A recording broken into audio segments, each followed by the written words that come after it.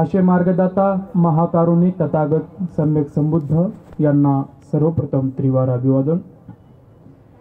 तथागतांनी सांगितलेला सधम्म, त्या सधम्माच्या मार्गावर चालून ज्यांनी श्रुतापन्न सकृदागामी अनागामी अनंत फळ प्राप्त केलं असा पूजनीय संघ यांना सुद्धा सर्वप्रथम त्रिवार अभिवादन।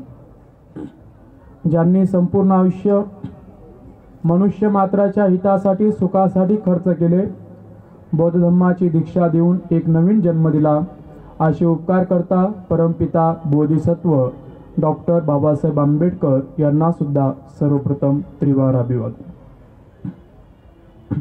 महाकारुणिक तथागत भगवान गौतम बुद्धांना दुःख मुक्तीचे शास्त्र म्हणतात। भगवंतांनी जो धम्म सांगितला तो धम्म दुःख मुक्तीचा मार्ग दाखवितो। पण आपण बघतो संसारामध्ये प्रत्येक व्यक्ती जीवन जगत असताना सुखाची अपेक्षा करतो, पण सुख म्हणजे नेमकं काय हे सर्वसाधारण माणसाला अजिबात कळलेलं नाही। आणि ज्या गोष्टींना तो सुख समजतो ते सुख नसून ती एक प्रकारची तृष्णा, एक प्रकारची आसक्ती आहे। आणि त्या तृष्णेला सुख समजून आयुष्यभर तो व्यक्ती एका भटकलेल्या प्राण्यासारखा या संसारामध्ये वावरत असतो। लोकांना जर विचारलं की तुम्ही सुखी कधी होता, तो लोक एखादा प्रसंग सांगतील, एखादा क्षण सांगतील की त्या क्षणी मी सुखी होतो। पण जर तुम्ही असा जर प्रश्न केला की अशी कोणती गोष्ट तुमच्या आयुष्यात होती की त्या गोष्टीने आतापर्यंत तुम्हाला सुखी ठेवलं, तर त्या प्रश्नाचं उत्तर तुमच्याकडे नाही। व्यक्ती संपूर्ण आयुष्य जीवन जगतो आणि मरण्याच्या शेवटच्या क्षणाला सुद्धा विचार करतो की या संसारात मी खरंच परिपूर्ण सुखी झालो का, तर त्याच्याकडे उत्तर असतं नाही। आणि दुःख घेऊन तो मरणाला पावतो। भगवंताने दुःख मुक्त होण्यासाठी मार्ग सांगितला, सुख प्राप्तीसाठी नाही। आता सुख प्राप्तीसाठी नाही आणि मुक्त होण्यासाठी धम्म सांगितला, त्या दोन्ही गोष्टी वेगळ्या आहेत। भगवंत म्हणतात की मी धम्म तुम्हाला दुःख मुक्तीसाठी सांगतो भिक्षूंनो, सुख प्राप्तीसाठी नाही। मग आता सुख प्राप्तीसाठी भगवंताचा धम्म नाही, तर मग भगवंत निराशवादी होते का, दुःखवादी होते का? आपण जिथे कुठे प्रवचन ऐकतो भिक्षूंकडून, त्या प्रवचनामध्ये आपल्याला दुःखासंबंधीच कथा ऐकायला येते आणि दुःखावरती जास्त बोलल्या जातो। मग आपण जेव्हा इतिहास वाचतो, मग त्या इतिहासामध्ये आम्रपाली असेल, अनाथपिंडक असेल, सुजाता असेल, किस्सा गौतमी असेल, पटाचारा असेल, यांच्या कथा वाचत असताना आपल्याला तिथे फक्त दुःख दिसतं। मग काही लोकांच्या मनात प्रश्न निर्माण होतो की भगवंताचा धम्म हा दुःखवादी आहे का? तर भगवंताचा धम्म समजण्यासाठी चार आर्य सत्य समजणं खूप महत्त्वाचं आहे। जोपर्यंत चार आर्य सत्य तुम्ही समजू शकत नाही तोपर्यंत तथागतांचा धम्म समजणार नाही। तथागतांचा धम्म जेवढा ऐकायला सोपा वाटतो तेवढा आचरण करण्यासाठी तेवढा सोपा नाही। ज्याप्रमाणे एखाद्या राजाच्या डोक्यावरती राजमुकुट असतं, ते राजमुकुट त्या राजाची शोभा वाढवते। राजमुकुट जर काढलं तर राजाची शोभा कमी होते। तशा प्रकारे ज्या व्यक्तीमध्ये धर्म उतरला त्याची शोभा, त्याचा चेहरा हा सर्वसाधारण माणसापेक्षा वेगळाच असतो। आणि धम्म ज्याच्या डोक्यावरती आहे त्याच्या डोक्यावरती राजमुकुट आहे। आणि जो व्यक्ती राजमुकुट सांभाळू शकतो तोच व्यक्ती राजा होऊ शकतो। त्याचप्रमाणे जो व्यक्ती धर्माला आचरण करू शकतो तोच व्यक्ती धर्माला समजू शकतो। त्याच्या व्यतिरिक्त पुस्तकं वाचून धर्माला आपण समजलो असं जर आपण समजत असेल तर ते आपलं अज्ञान आहे। श्रुत प्रज्ञा किती जरी आपल्याकडे असेल, सगळ्या ब्रह्मांडाचं जर ज्ञान जरी आपल्याकडे असेल, असा एकही विषय जरी आपण सोडला नाही, सगळ्या क्षेत्रातलं ज्ञान आपल्याकडे जरी असेल, तर हे सगळं श्रुत प्रज्ञा आहे। आणि अशा प्रज्ञेला भगवंताने महत्त्व दिलं नाही। तर भगवंत म्हणतात श्रुत प्रज्ञा महत्त्वाची आहे, चिंतनमय प्रज्ञाही महत्त्वाची आहे, पण याच्यापेक्षा अनुभूतीची प्रज्ञा खूप महत्त्वाची आहे. कारण अनुभूतीची प्रज्ञा तुम्हाला दुःखातून मुक्त करेल. श्रुत प्रज्ञा, चिंतनमय प्रज्ञा या दोन्ही गोष्टी तुम्हाला जीवन कसं जगावं याची माहिती तर करून देतील, पण मृत्यूच्या वेळेला या दोन्ही प्रज्ञा नष्ट होतात. पण अनुभूतीची जी प्रज्ञा असते, या अनुभूतीच्या प्रज्ञेवरूनच मनुष्य श्रोतापन्न, सकृदागामी, अनागामी आणि अरहंत फळ प्राप्त करू शकतो. भगवंत भिक्षूंना नेहमी धम्म सांगत असताना भिक्षूंना सांगायचे की भिक्षूंनो, जागृत राहा आणि या संपूर्ण आयुष्यामध्ये एकच ध्येय ठेवा की मला श्रोतापन्न बनायचं, सकृदगामी बनायचं, अनागामी बनायचं, अरहंत बनायचं. हा धम्म फक्त भिक्षूंसाठीच नव्हता, तर उपासक उपासिका असेल, भिक्षू भिक्षुणी असेल, या चारही लोकांचं जीवनामध्ये जर कोणतं ध्येय असेल तर ते आहे मुक्ती.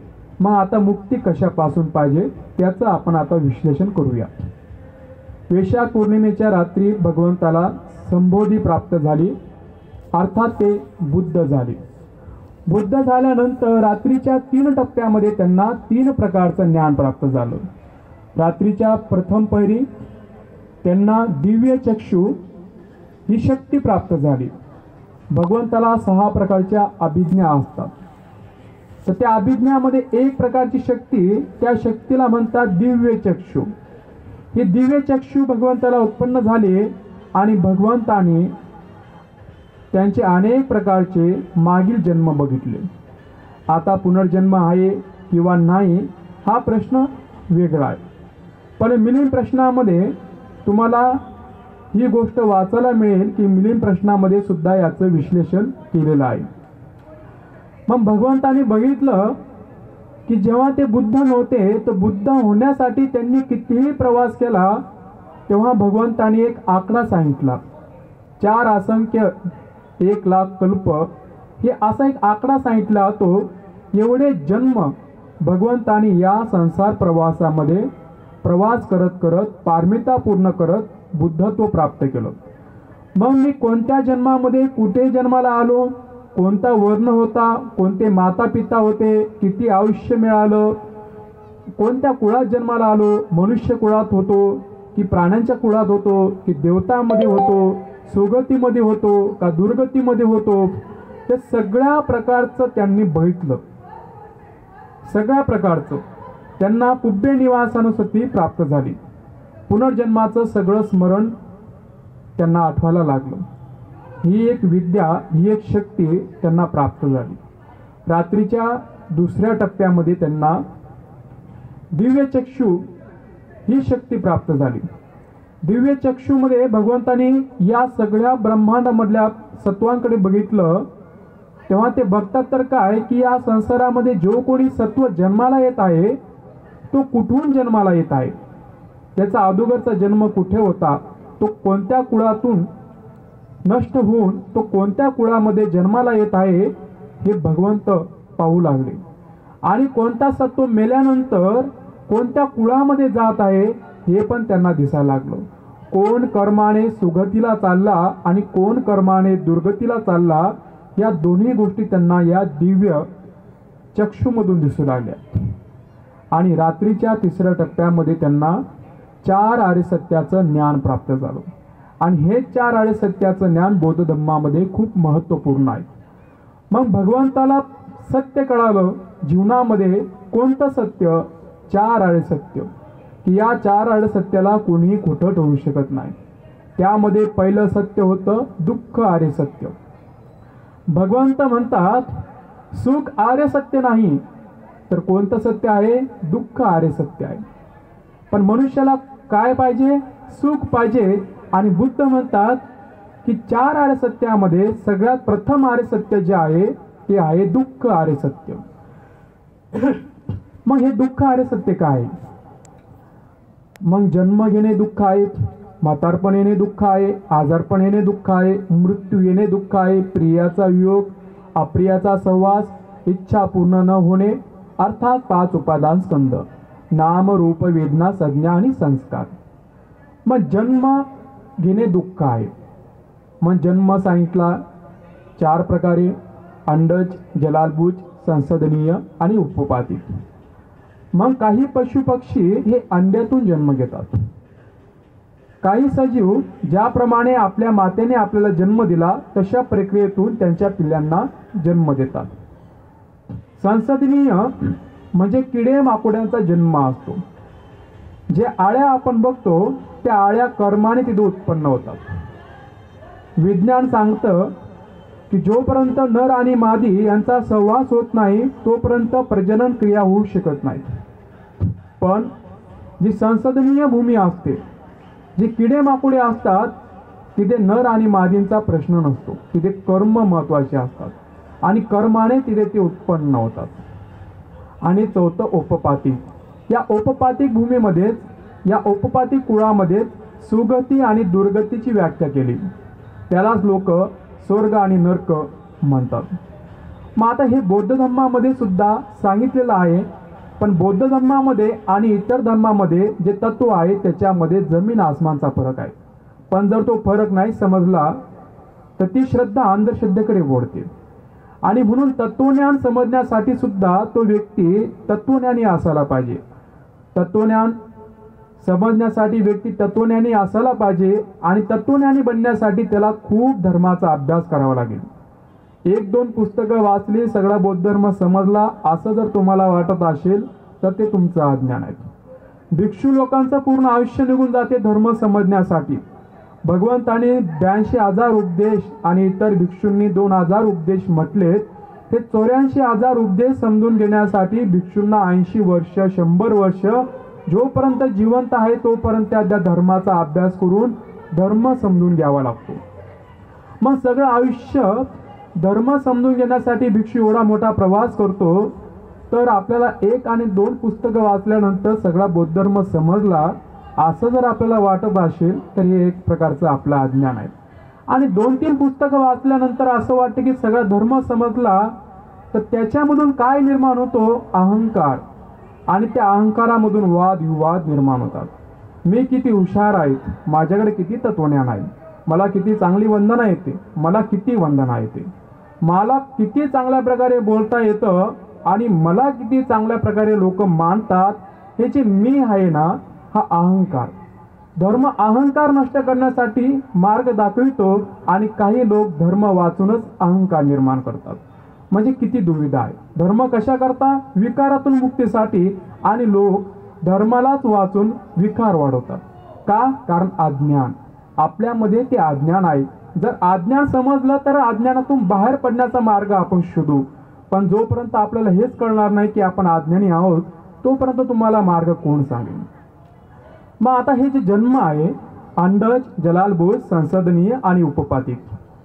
मग आता अंडज पशुपक्षी जन्म घेतात. मग हे पशुपक्ष्यांचं जीवन कसं आहे? हे दुर्गतीचं जीवन आहे. कारण तिथं ते अन्न, वस्त्र, निवारा त्यांच्या मूलभूत गरजा पूर्ण करू शकत नाहीत. त्यांना जन्म घ्यायचा आहे, दिवसभर चरायचं आहे, दिवसभर त्यांना अन्न शोधायचं आहे, पिल्लांना जन्म द्यायचा आणि मरणाची वाट पाहायची. त्यांच्यामध्ये विकसितपणा कोणताही नसतो. मग 500 वर्षाचा कुत्रा असेल, त्याच्या अगोदरचा कुत्रा 1000 वर्षाचा असेल, तो अजूनही तसाच आहे. त्याच्यात कोणताही विकसितपणा तुम्हाला दिसणार नाही.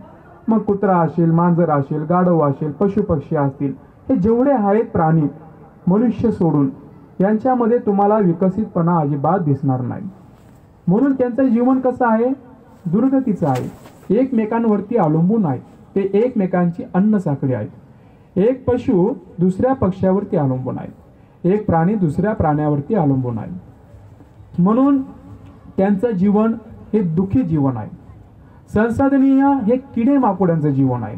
हे किडे माकोड्यांचं जीवन, काही किडे माकोडे घाणीतून जन्माला येतात तर काही किडे कर्माने जन्माला येतात. पण त्यांचं जे आयुष्य असतं ते खूप अल्पजीवी असतं. काही किड्यांचं आयुष्य 4 तासाचं असतं, काहीचं क्षणापुरतं असतं, काहीचं तासापुरतं असतं, काहीचं दिवसापुरतं असतं, तर काहींचं हप्त्यापुरता. तर काही असे काही किडे असतात की त्यांचं आयुष्य 1 महिना 2 महिने त्याच्या पलीकडे नसतं, ते मरून पावतात.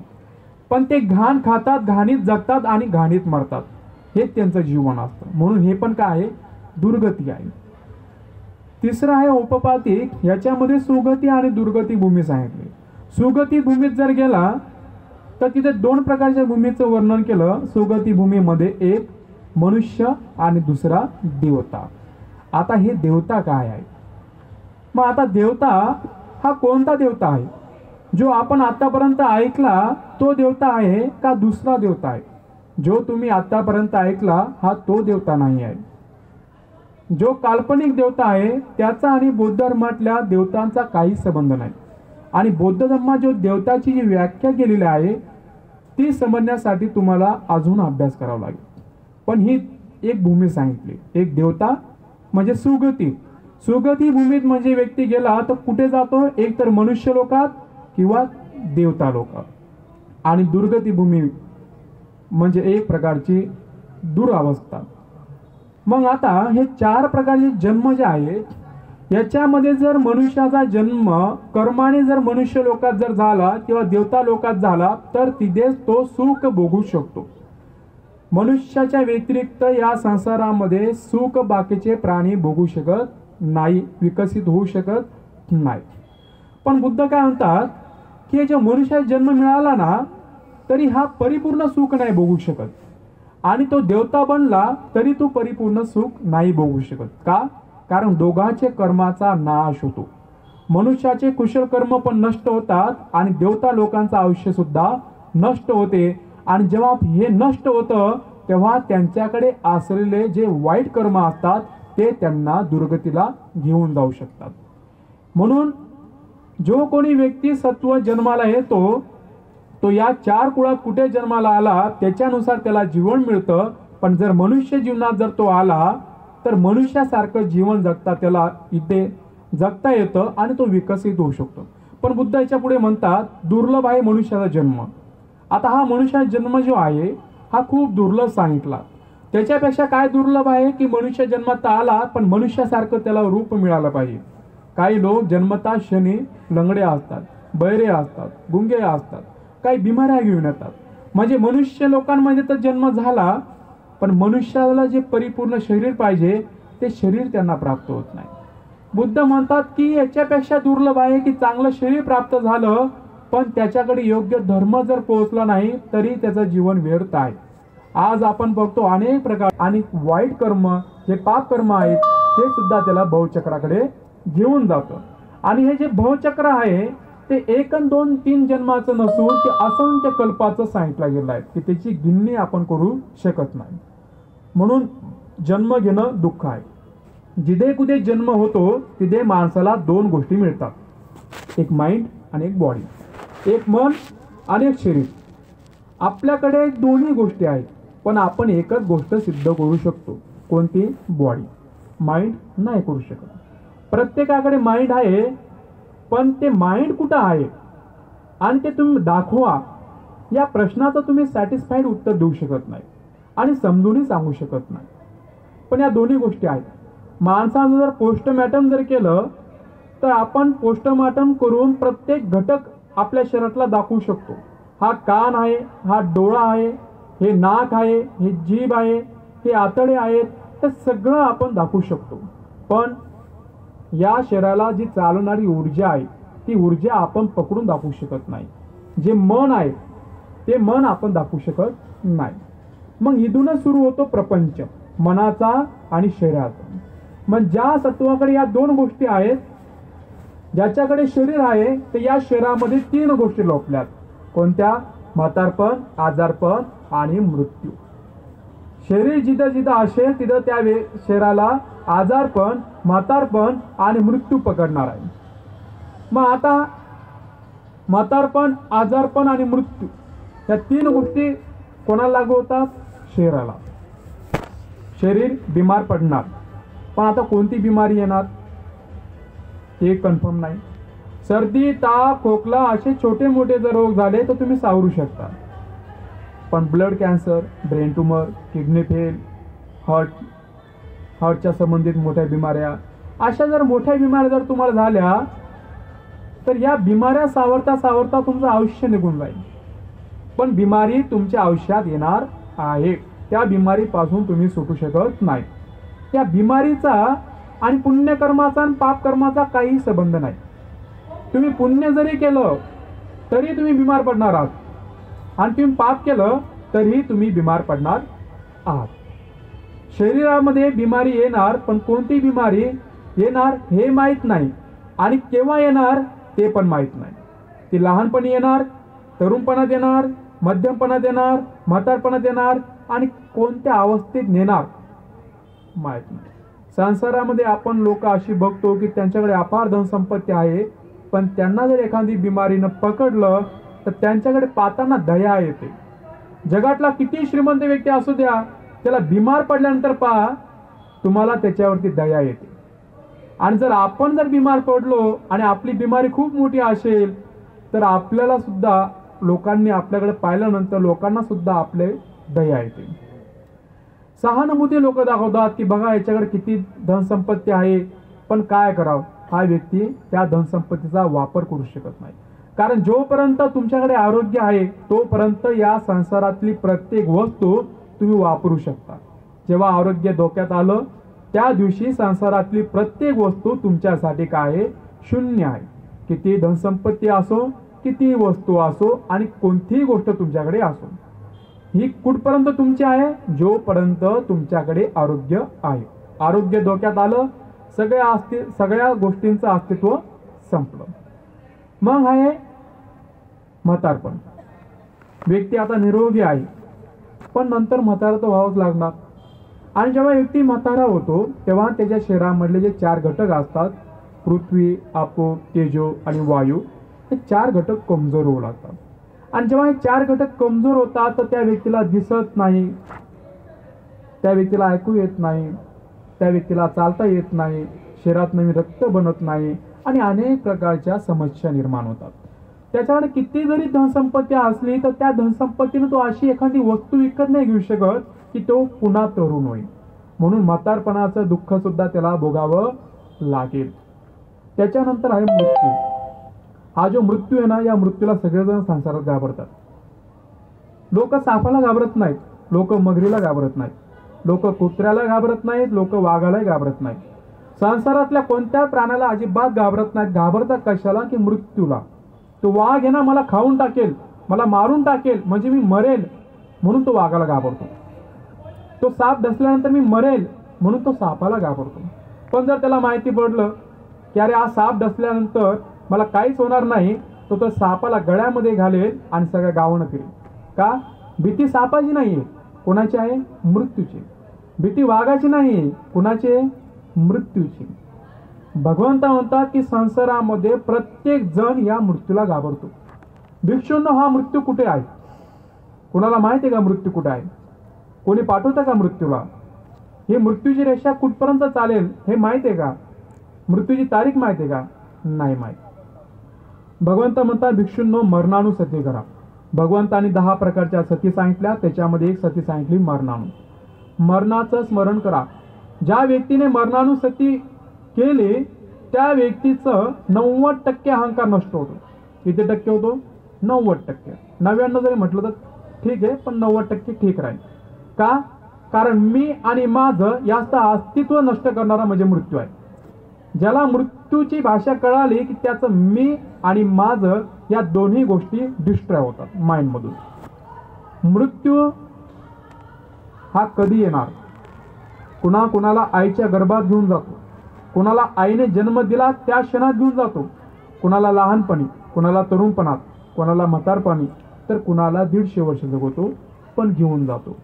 कुणाला चालता चालता घेऊन जातो तर कुणाला बेडवरती पाडून त्रास देऊन घेऊन जातो. हा मृत्यू येणार आहे.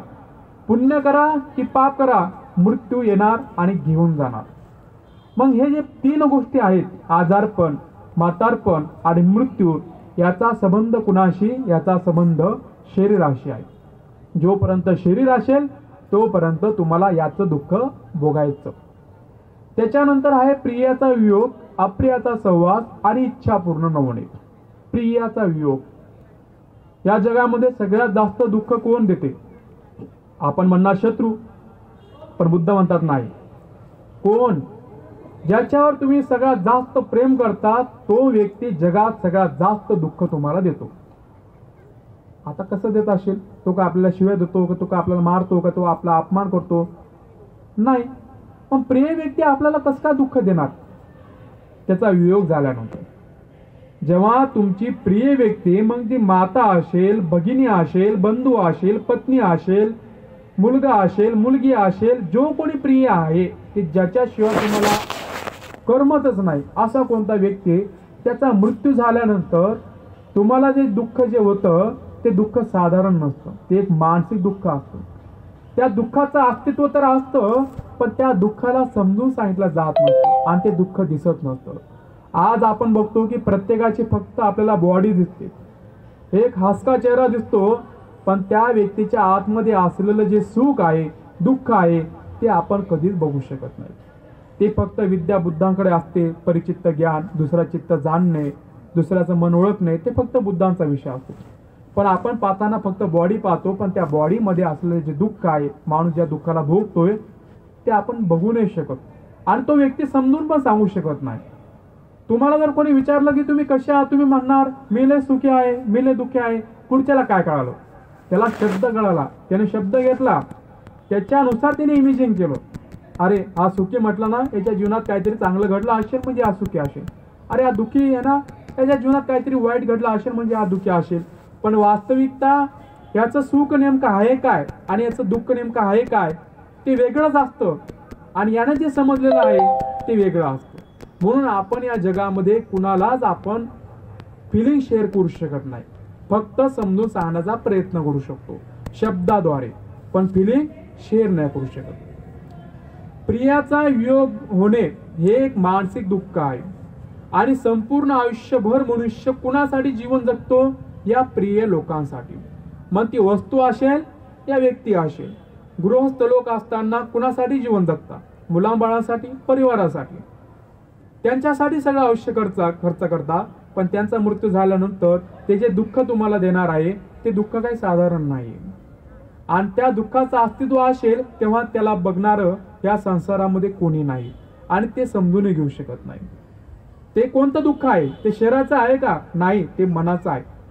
त्यावेळेला तुमचा हात बरा असेल, पाय बरा असेल, डोळे बरे असेल, कानं बरी असतील, शरीर पूर्ण निरोगी असेल, पण मन हे दुःखी असेल.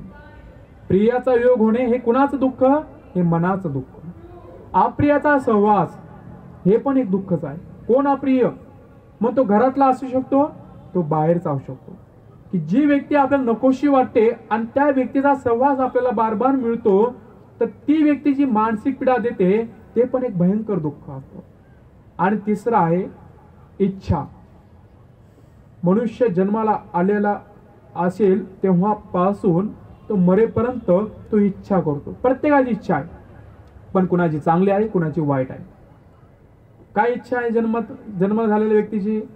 प्रत्येकाची इच्छा आहे. कोणाला डॉक्टर बनायचं, कोणाला इंजिनियर बनायचं, कोणाला श्रीमंत बनायचं, कोणाला स्वाभिमान कमवायचा, कोणाला असं करायचं, कोणाला तसं करायचं. प्रत्येकाची काही ना काही इच्छा आहे, पण या इच्छेला कधीच मरण नाही आणि सगळ्या इच्छा कधी पूर्ण होऊ शकत नाही. जेव्हा एखादी इच्छा उत्पन्न होते तेव्हा इच्छा पूर्ण करण्यासाठी ती इच्छा मनाला बेचैन करते.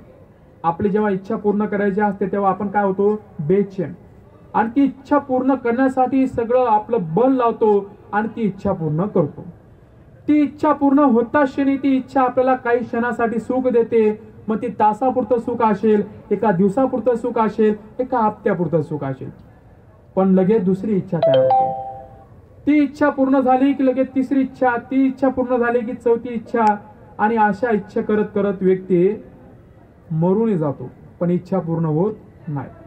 मरता क्षणी सुद्धा माणसाला जर विचारलं ना तर तो इच्छा प्रकट करेल की माझी काहीतरी इच्छा आहे, मला मुलाला भेटायचंय, मला मुलीला भेटायचंय, मला याला पाहायचंय, मला त्याला पाहायचंय, मला याला शब्द बोलायचे, मला भेटवा. ही पण काय इच्छा आहे. पण मरताना तो काय प्रसन्न चित्ताने मरत नाही, तर कोणती गोष्ट घेऊन मरतो? इच्छेला घेऊन मरतो. म्हणून जगामध्ये कोणाच्याही इच्छा पूर्ण झालेल्या नाहीत. मग तो सिकंदर असो किंवा इतिहासात कोणताही मोठातला मोठा सम्राट असो, त्याच्या सुद्धा इच्छा पूर्ण झाल्या नाहीत. मग तात्पर्य तर हेच आहे की आपल्या पण इच्छा काय पूर्ण होऊ शकत नाही. मग जेव्हा इच्छा निर्माण होते तेव्हा ती बेचैन करते आणि इच्छा पूर्ण झाली की डबल दुसरी इच्छा तयार करते आणि जोपर्यंत इच्छा पूर्ण होत नाही तोपर्यंत मन हे दुःखी असते. मग आजारपण, म्हातारपण आणि मृत्यू हे कोणाच्या संबंधित? शरीराच्या. प्रियाचा वियोग, अप्रियाचा सहवास आणि इच्छा पूर्ण न होणे या कोणाच्या संबंधित? मनाच्या. आणि जिथे मन आहे तोपर्यंत मनाचं दुःख हे भोगावं लागेल, आणि जिथे शरीर आहे तोपर्यंत हे शरीराचं दुःख भोगावं लागेल. आणि याला थोडक्यामध्ये पंचस्कंद म्हटलं गेलं, 5 उपादान स्कंद याला म्हटलं गेलं.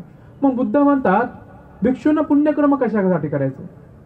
पुण्यकर्म राजासाठी करायचं का की तुम्ही पुण्यकर्म करता? आता आपल्याला जर विचारलं की पुण्यकर्म तुम्ही का करता, तुम्ही काय म्हणणार?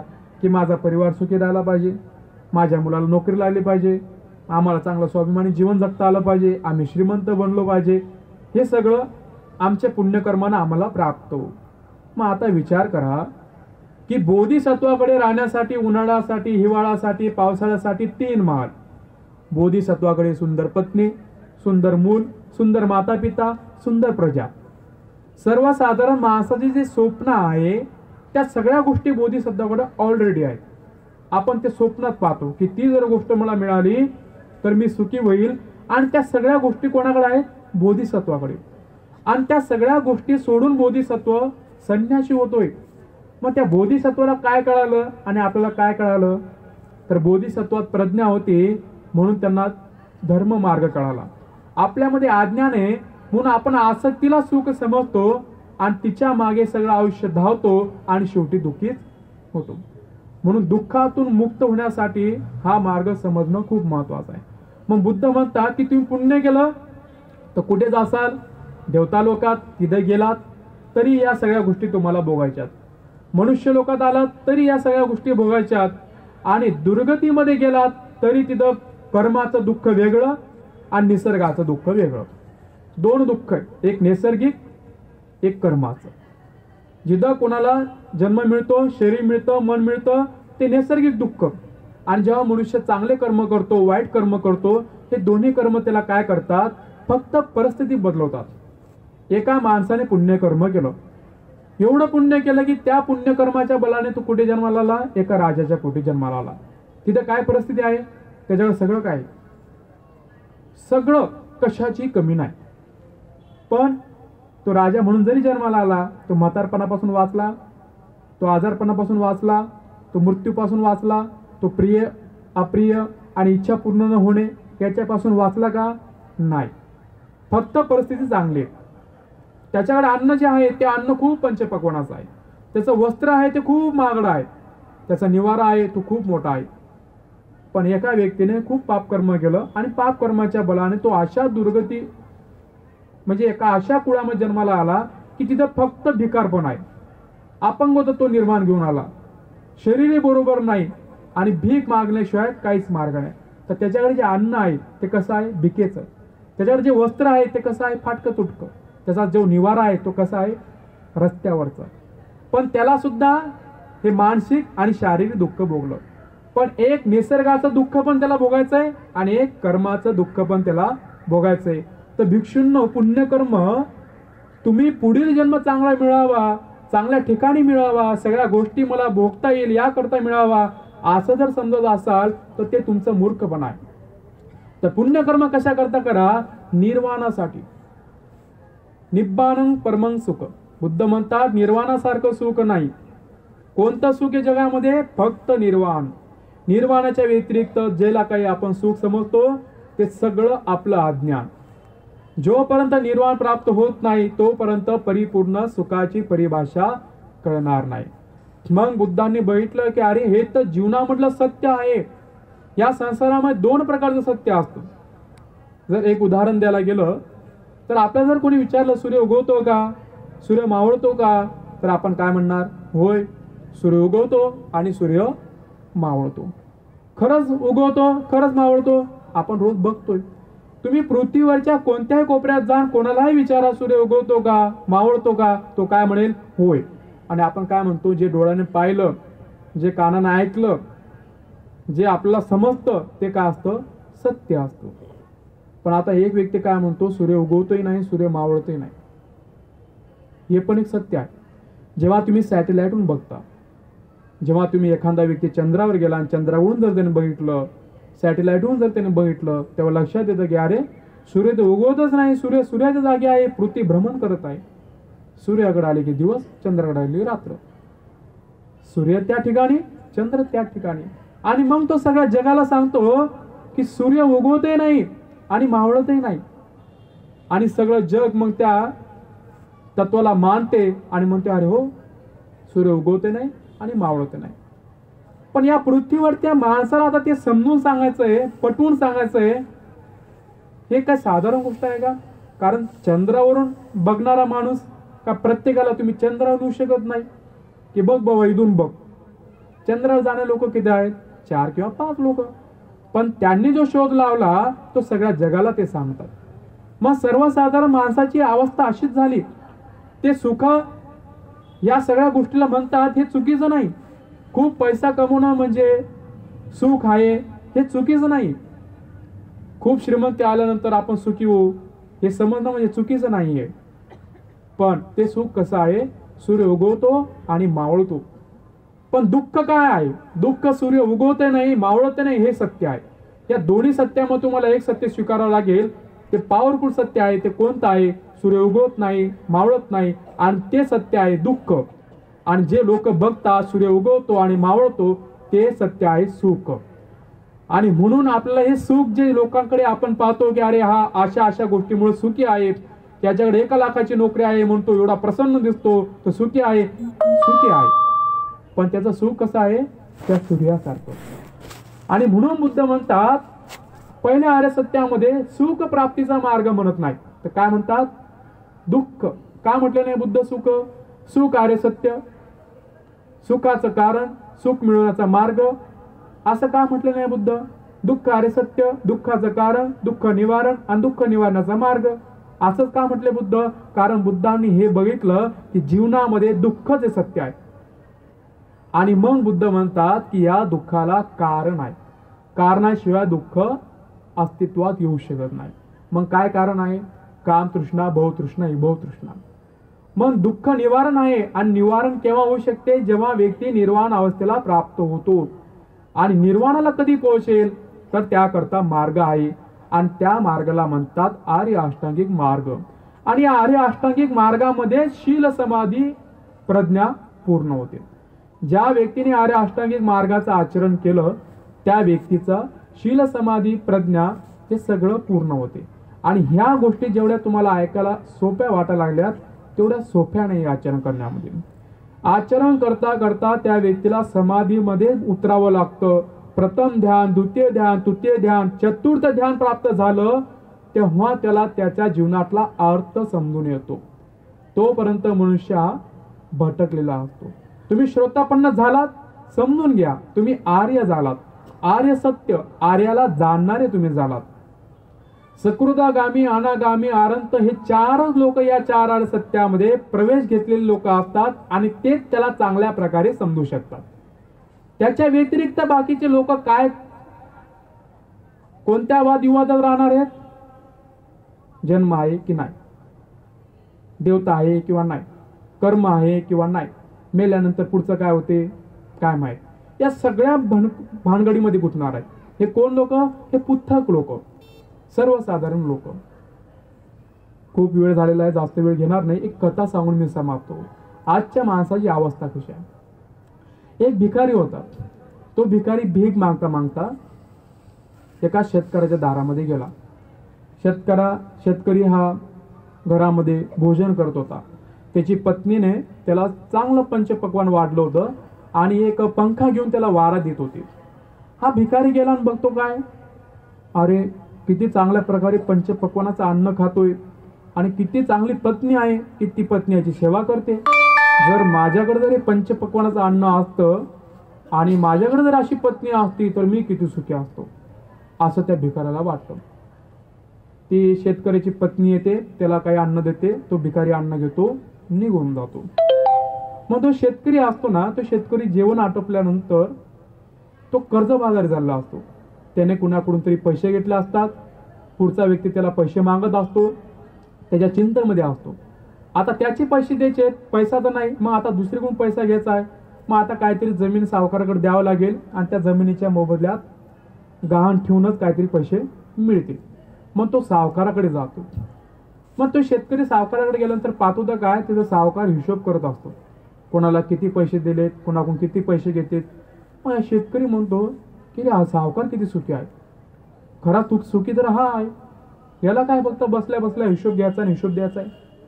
सगळे पैसे लोक त्याला इथंच आणून देतात, फक्त हा काही पैसे लोकांना देईल, त्याच्यावरचा कर घेईल, त्याचं जीवन किती सुखी आहे. आणि मग त्याच्याकडून पैसे घेतो, निघून जातो. तो सावकार जो असतो ना, तो त्याच्या मित्राकडे जातो. त्याच्या मित्राचं खूप मोठं कपड्याचं दुकान असतं आणि त्याचा दिवसाचा गल्ला असतो 30,000 40,000. मग हा सावकार विचार करतो की अरे, मला तर लोकांना पैसे द्यावे लागतात, वाट पाहावं लागते की लोक कधी पैसे देतील, त्याच्यावरती थोडेफार पैसे मला जास्त मिळतात. पण माझा मित्र याचा कपड्याचा व्यापार आहे आणि हा तर दिवसाला 40,000 50,000 याचे इन्कम आहे. अरे ह्याला तर बसूनच राहावं लागतं, सगळे तर बाकीचे कामगार वर्गच काम करतात, खरा सुखी तर हा आहे. माझ्याकडे जर असं जर आलं ना तर मी पण किती सुखी होईल, असं त्याला वाटतं. सावकार निघून जातो.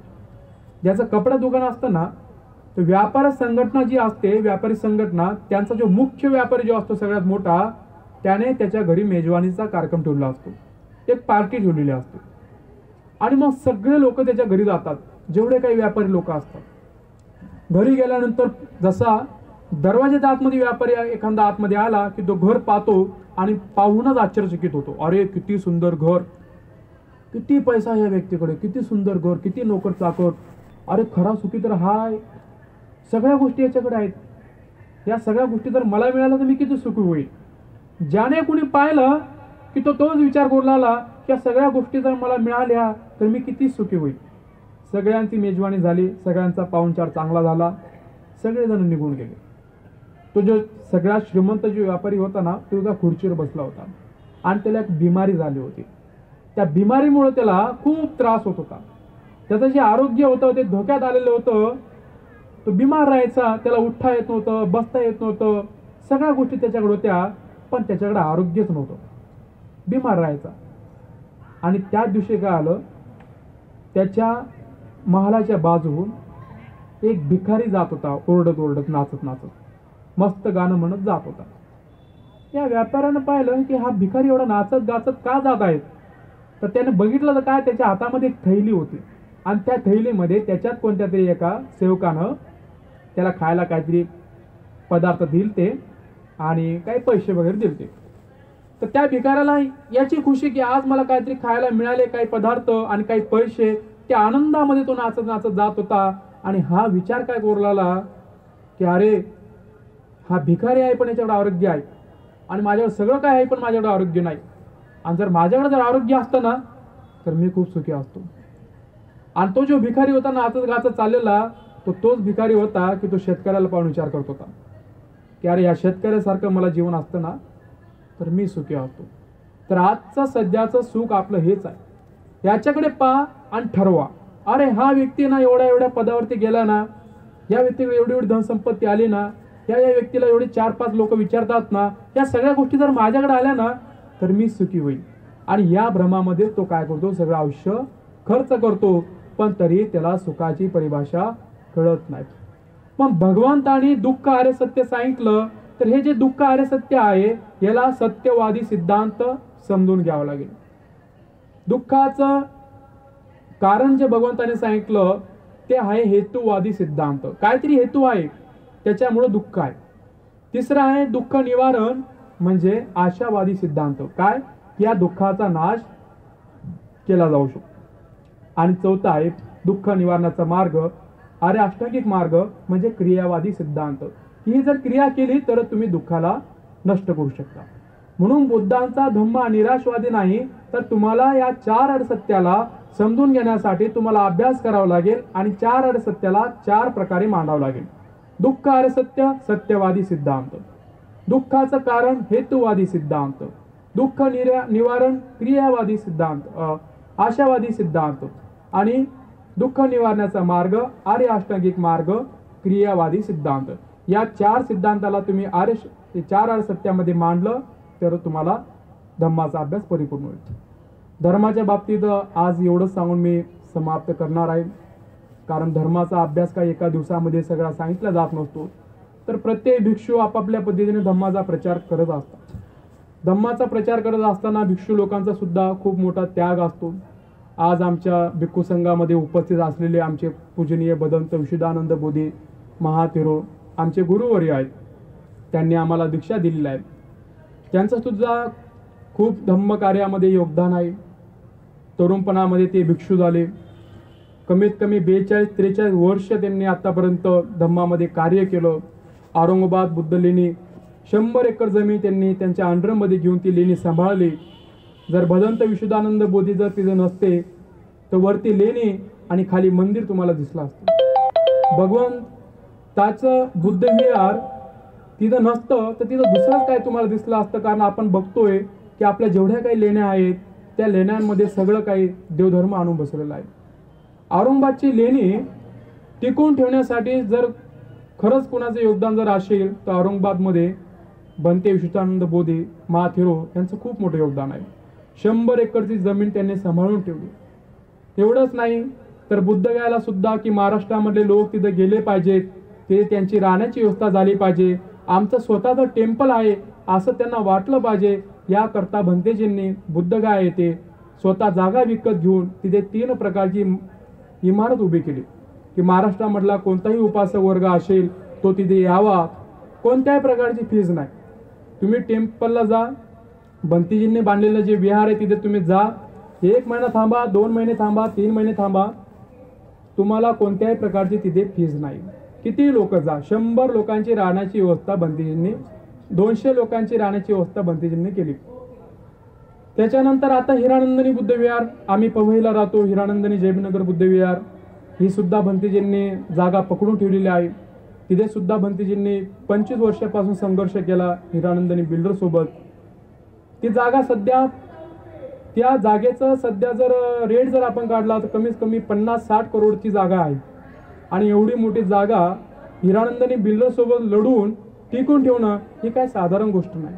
आज बघतो की लोक 50-60 हजार लांबची गोष्ट आहे.